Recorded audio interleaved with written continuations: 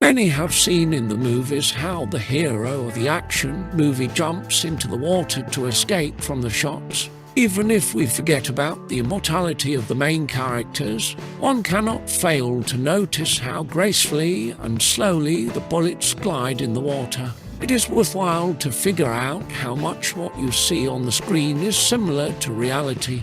For firing underwater, there is a special weapon with unusual cartridges, and then the range of underwater shooting is measured in tens of meters. Therefore, it is safe to say that most films in which heroes escape from gunshots in the water are not so far from the truth.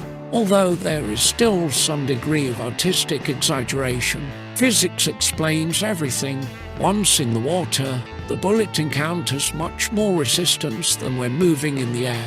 This is because the density of water is almost 800 times higher than the density of air. As a result, a rifle bullet will move about 1.5 meters in the water. Further, its speed drops so much that the bullet is no longer capable of harming a person. It is also worth paying attention to such a remarkable, at first glance, subtlety when shooting at water as the angle of fire. The shooter is unlikely to be directly under the diver, and therefore the angle of fire will be less than 90 degrees. With a firing angle of 30 degrees, even the most powerful ammunition is not able to pass underwater for more than 1.5 meters. And if the angle of fire is less than 30 degrees, then the bullets begin to ricochet on the surface of the water.